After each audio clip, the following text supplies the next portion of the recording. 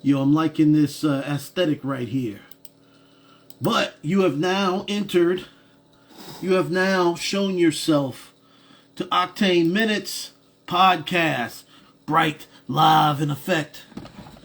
And it is, what time is it? It's 2:10. Brought to you by the White Tiger Wars, physical in stores now. And there are going to be many more CDs to come. There'll be many more CDs to come. And if it don't, for those of you in visual world, if it ain't got the creeping white tiger on it, if it ain't stamped with the white tiger, it definitely ain't official. Also, we got physicals from Apex Dominant 2. We got a bunch of other plethora of stuff, but we got new CDs coming down the pike. And we will be covering... we're going to cover tax stamps. Tax-free loot all the time. Yeah, scratches provided by the one and only DJ Creative. Using a J. Rude the Damager, scratch sample. And he gets busy. He's real dope. You know, he's a DMC ITF level competitor as far as the scratches goes. And, yeah, definitely appreciate him for his contributions. He's out there in Brampton, Ontario, Hamilton, Canada. You know, AA for my people out there. That's not what they say, but, you know, shout out to my brother out there for providing scratches. He did a couple of scratches all off on this album. But, yeah, man, I'll go into it. I'll talk about the beat. The beat is really hypnotic and almost like with the army drum on it. And it was a good time. It was a good time. What are we talking about today, man? This is almost like a paramilitary episode. So we're creeping and looming on the new presidency, and hopefully Mr. Trump does provide us with a... and you know what? I'm gonna go ahead and jump out for a second. We also might have a guest that pop in on Visual World. So if some of you guys from the vocal world might not hear anything. You might not. Who knows? Anyway, so hopefully Mr. Trump will come to a resolution and figure out that this is not illegal. Because everybody's crashing out now. Everybody got mad and with the red note. Y'all were worried about the communists getting our information, and the communists willingly gave over information to the communists. You know, the CCP has got everybody. You know, they looking at everybody's nudes, and so you know they're reading your text and you know, and I know a lot of you Gen Z's got butthole pics. They looking at your booty hole, titty balls. They're reading all the times you got drunk, and they know all your passwords. And so some of y'all got government jobs and y'all on red note, want to do your red note dances, you know. Good luck with that. Good luck with that. I like TikTok. TikTok had the shop. I like some of that cheap shit they had on there, man. I like the sound cards, and I like the studio setups, man. A lot of kids right now, man. If you were young and you had hip hop ambitions, you could have got on it. You could have got it. You could have had a little mini studio set up with a laptop and some little monitors, you know what I'm saying, and got cracking. Y'all missed that opportunity for now. I mean, there's still Temu. There's still Temu and Wish.com and all that other stuff. But that's what's so strange, you know. So you couldn't get TikTok, but then you go to a willingly, more openly Chinese communist website, right? That they could have just banned Red Note and just kept TikTok, but they were trying to see. It's the American government trying to bully everybody. You can't throw your weight around, man. You can't, because now, you know, you fucked around and found out. And now culturally, and not to knock these people, but now it's like you're culturally making people Chinese. Now they're speaking Mandarin and Cantonese, and they're speaking Mandarin, Chinese, for real. And you got kids pledging allegiance to the CCP when you could have just let them have TikTok. If you was going to force anything out of anybody's ownership, you should have forced that couple that owned that controlled all the water, all the public water in California, and made them use it to fight fires. We're like, yeah, we'll kick you some money for your time, but yeah, you're going to come off some H2O, motherfucker. What are we doing? What are we doing? Tax stamps. That's the song. That's what's brought by. So if you're hearing this on the visual version, you're hearing tax stamps. But what are we doing, man? You got people mad at Snoop Dogg. They're calling Snoop Dogg a coon, and I don't. He's definitely nowhere near close to that. Listen, sometimes in the streets you owe people favors, right? And it's always these clueless women that are sitting there rolling their eyes and someone, you're. I said, listen, let me tell you something. He in the music business, and he been dealing with old white men for a long time. Old white men, and trust me, there are not a lot of liberals in the music business. There's a lot of them are very conservative. They like money, or they're at best they are liberal, but they're libertarian. They like all the freedoms. You know what I mean? But see, what y'all don't get is that even though we don't deal with, a lot of y'all don't deal with Mr. Trump, he did provide a lot of money for HBCUs, and he did it for in perpetuity, providing tons of money and aid to a lot of those schools that y'all wasn't sending y'all kids to anyway. And I can't say that I'm a big fan of the man, but hey, the man did come through on a few things. He did come through on a few things. Unlike that other guy, Diamond Joe.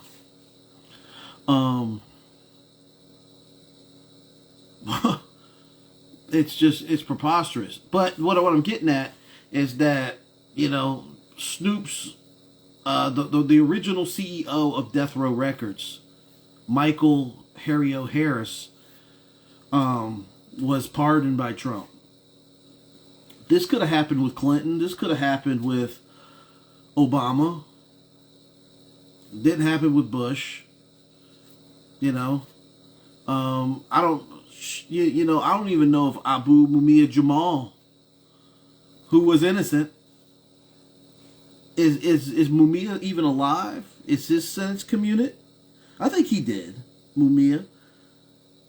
I might look that up, while we're talking. But yeah, and when Michael Harris got out, because he had an hour-long interview on the Breakfast Club, and he was talking about what they presented some initiatives to both sides. They went to Democrats and they went to the Republicans, and the Republicans reciprocated. The Democrats, basically, you ring the doorbell, they don't even answer. They act like they ain't even home. But like I said, in politics, the thing that's making politics crazy is that instead of finding common denominators that the needs of the whole need, everybody's trying to find these little pocket side quests, trying to fight a culture war. When we're in the American culture, we can't. A lot of that stuff on the left was goofy, and we're definitely not going to go back to a lot of right wing type stuff. This is not the 50s. We will not go back to. We're not going back to a lot of that shit. It's just not going to happen over there on the right either. On the left, and we're definitely not going to go there. That is not going to be our future.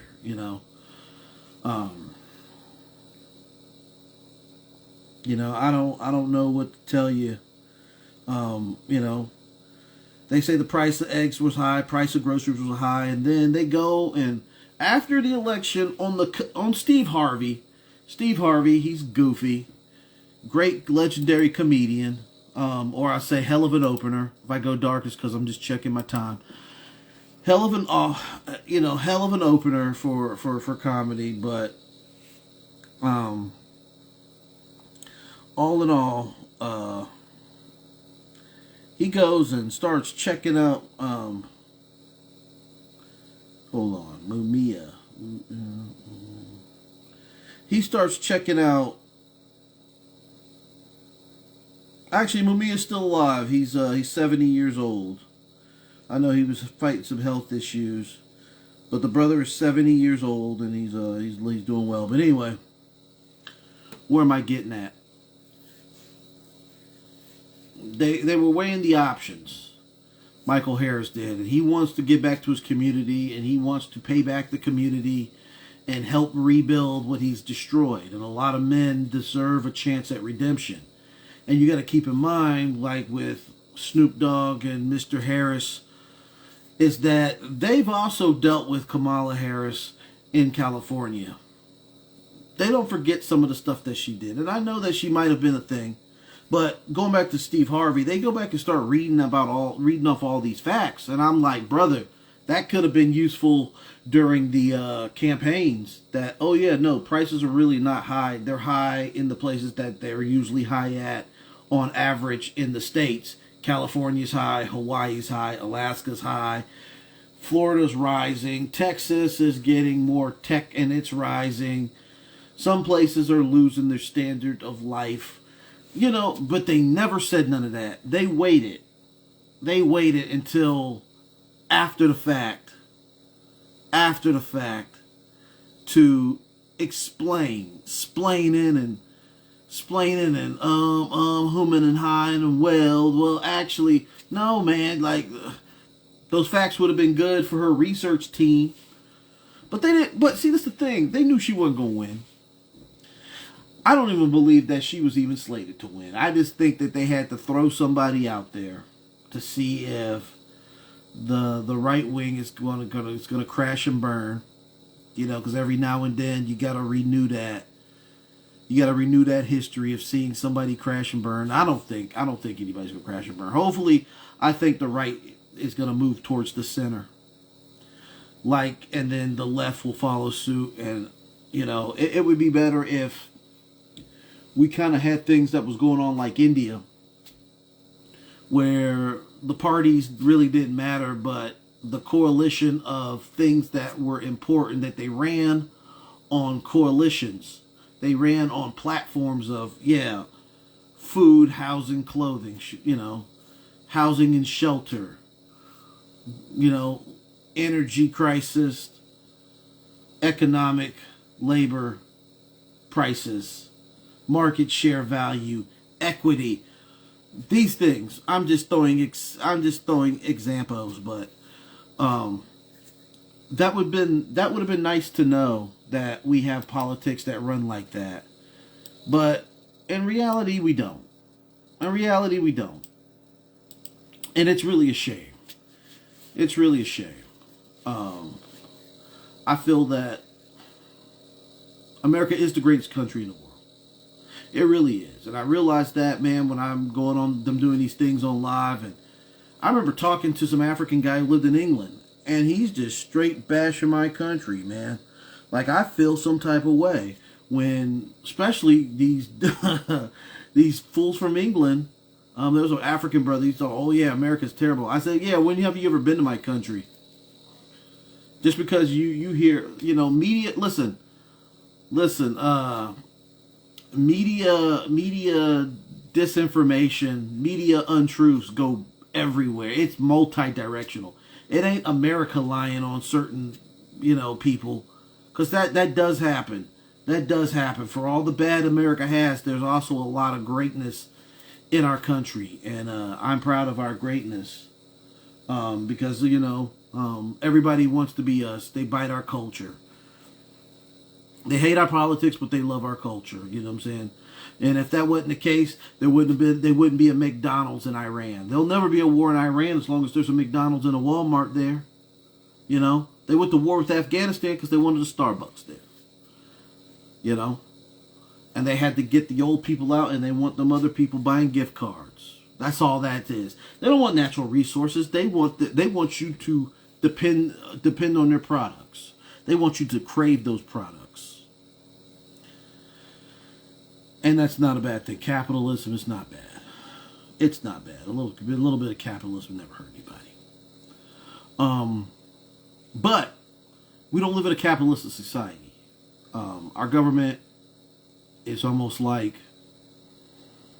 they're supposed to be a republic, so they're supposed to represent us. But then they don't represent us. They're almost like an oligarch representative.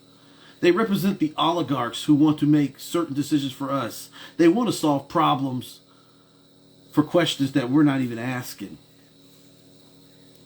So if we truly live in a democracy, then the rich people don't live here. The working class people also live here too. The poor people also live here too. You know, the pious and the sinners live here too. And once you realize that you are not the center of the world will be a nicer, better place. But unfortunately, everybody's got main character syndrome.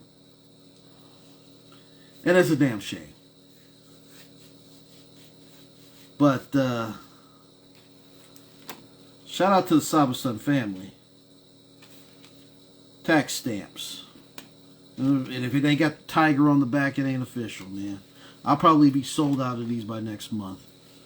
And by then I'll have, or by the time I go through this album, the next album will be dropping. So also, Maison de Funk, I will be having a release on that label with a producer named the Grand Hova, and we will be known as the world leaders. We're dropping an album called Olympus Has Fallen, and I'll be posting some of the artwork once I get the green light. But yeah, the album is done. Album's ready to go. Some little touches here and there, but the album is pretty much ready to go, ready to get popping. And if you want physicals, I will be posting the link, because I also have they also are reissuing For Righteous Killers, so I'll be posting the link of the website of Maison de Funk's website on this YouTube broadcast, on both of them, so you all who listen and peep out can get a chance to get the reissue. And I will be having, I'll be slinging some CDs on my side as well for some of my other projects. What else we've been doing, man? We got a bunch of stuff in the works, man. We got a bunch of stuff in the works. Some real good stuff. So, you guys, I appreciate you guys listening, the few of y'all that do, and I appreciate y'all who do share, so do share it, like, and subscribe to what we're doing. And if you will, I would like to send my shout outs firstly to one of my favorite producers, is Mom Placebo. I'd like to send the shout out to the Grand Hova. Send a shout out to Abno. Send a shout out to my brother Mike Familia. I need to reach out to you, brother. I keep reminding myself we're gonna do some other music together. For the Eternal Saba-san family, shout out to Showtime Dollars, Born Fifth Son, A-Preem the War God, Black Viking Films, aka Live LYVE. Shout out to B. Wilson out in Jacksonville. Shout out to Trey U850. Shout out to Grizzly Savage, my brother forever. Shout out to Corey Chavis. Shout out to Prana Self, aka MC Gravity. Shout out to Tommy the Gun. He's the big gun now. Tommy the Big Gun. New 93, aka Born Understanding. Shout out to Tony the Goon, the man who was the link for a lot of this shit to happen. And shout out to the brother out there in Fresno. He's got a tattoo shop, so if you're in the West Coast and you in Fresno, look up Guillotine. He does some hella fine work on your skin. But yeah, the brother Guillotine, shout out to you too. Guillotine Regime, what up, man? I'm ready to work. So I'm going to leave you with some songs, and you can hear tax stamps on the end of this. So I'll say peace to you and the visual world. Good night.